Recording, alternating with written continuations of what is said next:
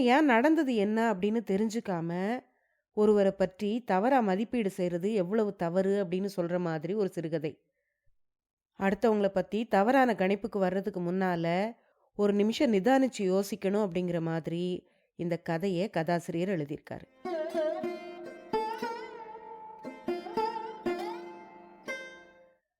அனைவருக்கும் வணக்கம். நீங்கள் கேட்டுக்கொண்டிருப்பது கதை ரேடியோ தமிழ். திரு டி.எஸ். கோதண்டராமன் அவர்கள் எழுதிய நன்றிக்கடன் என்ற சிறுகதையைத்தான் இன்னைக்கு நீங்க கேட்க போறீங்க. இந்த சிறுகதை 1953ஆம் ஆண்டு வெளிவந்தது. கதைக்குள்ள போறதுக்கு முன்னால சேனலுக்கு வந்திருக்கிற எல்லாருக்கும் என்னுடைய அன்பான வரவேற்புகள். சேனலுக்கு புதுசா வந்திருக்கீங்கன்னா கட்டாயம் சப்ஸ்கிரைப் பண்ணிக்கங்க. இப்ப வாங்க கதைக்குள்ள போகலாம். அக்கவுண்ட் புத்தகமும் கையுமா பரபரப்பா மேனேஜர் அறையிலிருந்து வெளியே வந்த ரகுராமன் தன்னை ஏளனமா பார்த்துக்கிட்டு இருந்த மற்ற குமாஸ்தாக்களை கவனிக்காத மாதிரி தன்னுடைய இடத்துல போய் உட்கார்ந்தான். பக்கத்துல இருந்த கிருஷ்ணமூர்த்தி கிட்ட சுந்தரம் சொன்னான், டேய் பாத்தியா ரகுராமன? அவன் முன்னால இருந்த ரகுராமன் மாதிரியா இருக்கான். நிமிஷத்துக்கு ஒரு தடவை மேனேஜர் அறைக்கும் போறது வர்றதுமா இருக்கான். மேனேஜருக்கு ஏதாவது சந்தேகம் வந்தா இந்த கத்துக்குட்டி ரகுவைத்தான் கூப்பிடுறாரே தவிர மற்ற அனுபவம் உள்ள குமாஸ்தாக்களை அவரும் கூப்பிட மாட்டேங்கிறாரு. பக்கத்துல இருந்த கிருஷ்ணமூர்த்தி கிட்ட சுந்தரம் சொன்னான். சுந்தரம் இப்படி சொன்னதை கேட்டதும், அதுவாவது தொலைஞ்சு போகுதுடா சுந்தரம். இந்த ரகு நம்ம எல்லாம் லட்சியம் பண்ணாட்டா கூட பரவாயில்ல. நம்ம கிட்ட அவனுக்கு என்னடா விரோதம்? ரகுவுக்கு வேலை வாங்கி கொடுத்ததே இவன் தானே. அந்த நன்றியாவது இவனுக்கு இருக்க வேண்டாமா அப்படின்னு கேட்டா ராமநாதன். நன்றியாவது பன்றியாவது அண்ணன் தம்பிகளுக்குள்ளேயே இந்த காலத்துல உறவு முறை சுமூகமா இல்ல. அதுல இவங்கிட்ட போய் அதெல்லாம் எதிர்பார்க்க முடியுமா?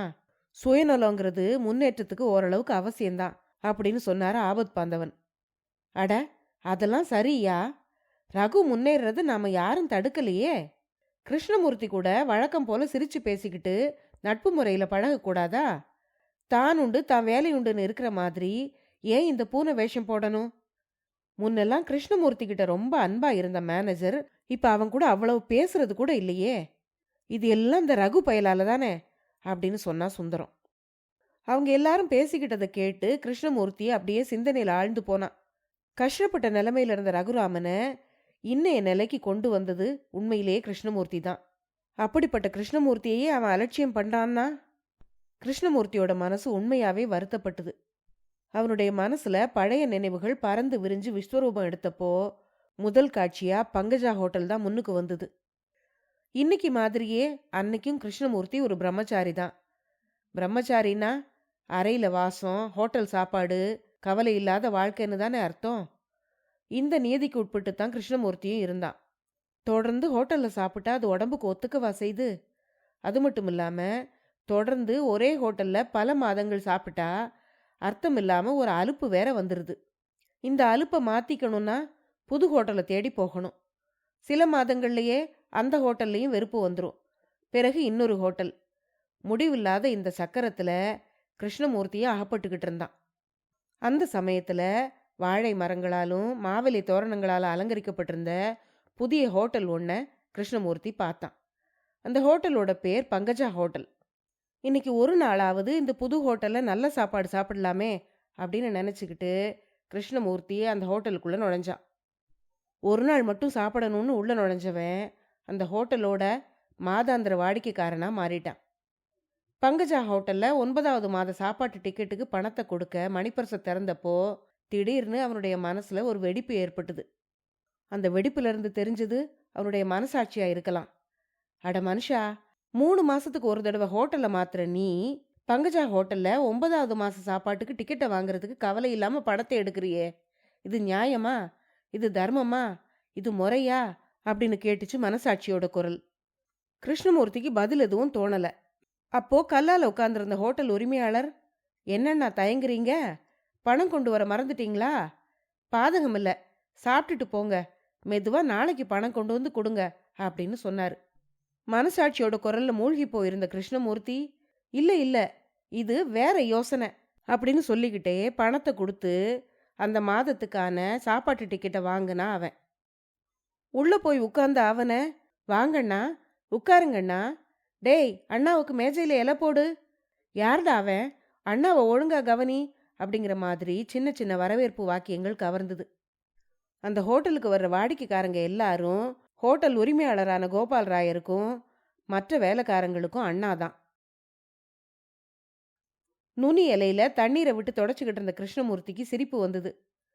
ஊர்ல இருக்கிற அவனோட தம்பி சாம்பசிவம் அவனை அண்ணான்னு ஒரு தடவை கூட கூப்பிட்டதில்ல. அவனோட அம்மா கூட 1000 தடவை சொல்லி பார்த்துட்டா. ஆனா சாம்பசிவம் அதுக்கெல்லாம் பணிகிறவன் இல்லை. கடிதம் எழுதும்போது கூட கிருஷ்ணமூர்த்திக்கு அநேக வணக்கம் அப்படின்னு எழுதுவானே தவிர கிருஷ்ணமூர்த்தி அண்ணாவுக்கு அநேக வணக்கம்னு எழுத மாட்டான். அந்த ஹோட்டல் முதலாளி ராயரோட கவனிப்பே அலாதியானது. தன்னுடைய இடத்துல இருந்துக்கிட்டே அவர் ஒவ்வொருத்தரையும் கூர்ந்து கவனிப்பாரு. டேய், டேபிளுக்கு ரைஸ் கொண்டு வா, அண்ணாவுக்கு ஊறுகாய் போட மறந்துட்டியே, கொண்டு வந்து போடு அப்படின்னு கூச்சல் போடுவார் அவர்.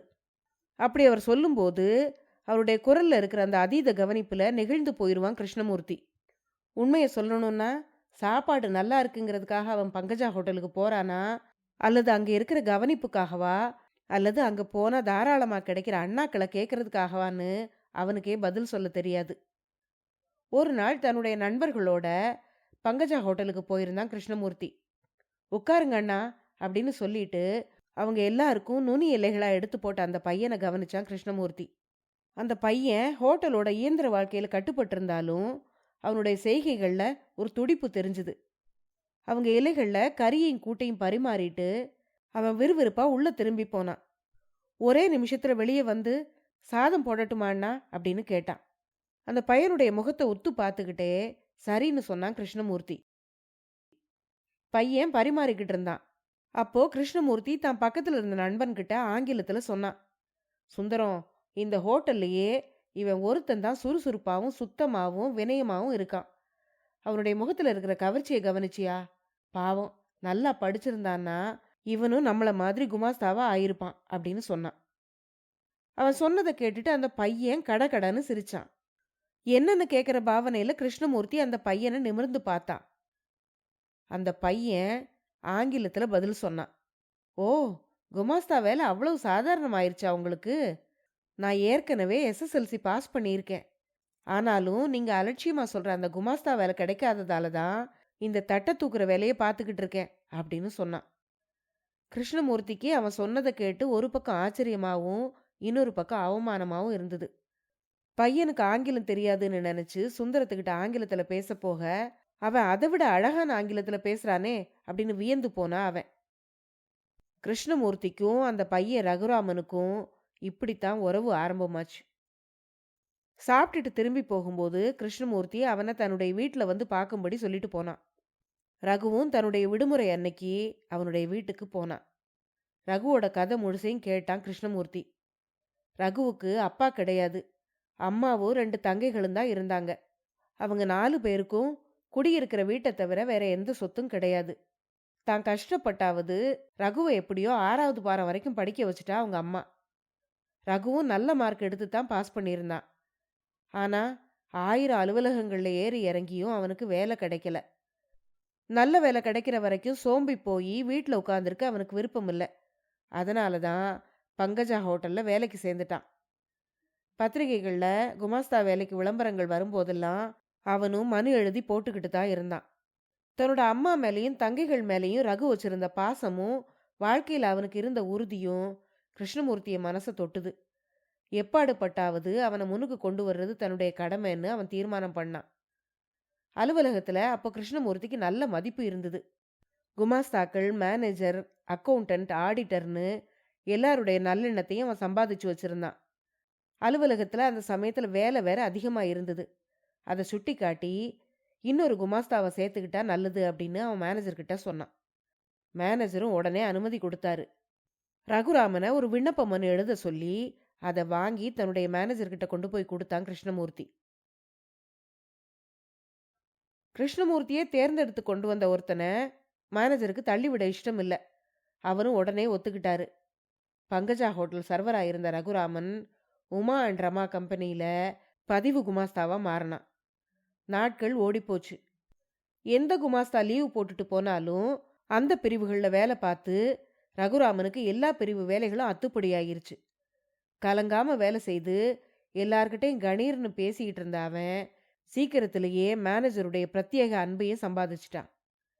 அதுக்கு பிறகு மேனேஜருக்கு ஏதாவது சந்தேகம்னாலோ இல்லை ஏதாவது யோசனையில் சந்தேகம் கேட்கணும்னாலோ அவர் ரகுராமனை தான் கூப்பிடுவார். இதனால ரகுராமனுக்கு மற்ற குமாஸ்தாக்களை விட வேலை அதிகரிச்சுது. அவன் அதிக நேரம் உழைக்க வேண்டி இருந்தது. உழைப்பு அதிகமாயிட்டதால அவனுக்கு பேச்சுக்கு நேரமே இல்லாம போயிருச்சு. முன்னெல்லாம் ஆபீஸ் குமாஸ்தாக்கள் எல்லார்கிட்டையும் சகஜமா பேசிக்கிட்டு இருந்த அவனுக்கு இப்போ 1-2 வார்த்தைகள் பேசக்கூட நேரம் கிடைக்கல. அதனால மற்ற குமாஸ்தாக்கள் இதை வேற விதமா அர்த்தம் பண்ணிக்கிட்டாங்க. அந்த அலுவலகத்துல அது சம்பள உயர்வு கொடுக்கக்கூடிய நேரம். எல்லாரும் சம்பள உயர்வை ஆவலோட எதிர்பார்த்துக்கிட்டு இருந்தாங்க. அந்த சமயத்துல சுந்தரம் தான் பேச்ச தொடங்கி வச்சான். ஏய், நீ வேணாலும் பாரேன், ரகுவுக்கு 100 ரூபாய் கிரேடு நிச்சயம். நான், நீ, கிருஷ்ணமூர்த்தி எல்லாரும் 85 ரூபாயும் பஞ்சப்படியும் வாங்க போறோம் அப்படின்னு சொன்னான் அவன். பின்ன பகலா மேனேஜரை காக்கா பிடிச்சதுக்கு அவர் இது கூட செய்ய மாட்டாரா? சின்ன பயலா இருந்தாலும் காசு விஷயத்துல கராரா இருக்காண்டா அப்படின்னு சொன்னார் ராமநாதன். இவங்க இப்படி பேசிக்கிட்டு இருக்கும்போதே கிருஷ்ணமூர்த்திக்கு மேனேஜர்கிட்ட இருந்து அழைப்பு வந்தது. என்னவோ ஏதோன்னு பயந்துகிட்டே அவன் மேனேஜருடைய அறைக்குள்ள போனான். உள்ள போன அவன்கிட்ட, மிஸ்டர் கிருஷ்ணமூர்த்தி, கங்க்ராச்சுலேஷன்ஸ், 100 ரூபாய் கிரேடுக்கு உங்களை உயர்த்த டைரக்டர்களோட அனுமதி கிடைச்சிருச்சு. உங்களோட யோசனை தகுந்த சமயத்துல நம்ம கம்பெனிக்கு நல்ல லாபம் கொடுத்துருக்குன்னு தெரிஞ்சுக்கிட்டதுல இருந்து அவங்களுக்கெல்லாம் ரொம்ப சந்தோஷம் அப்படின்னு சொன்னாரு மேனேஜர். கிருஷ்ணமூர்த்திக்கு ஒரே ஆச்சரியமா போயிருச்சு. யோசனையா? நாம என்ன யோசனை சொன்னோம், எப்ப சொன்னோம் அப்படின்னு யோசிக்க ஆரம்பிச்சான்.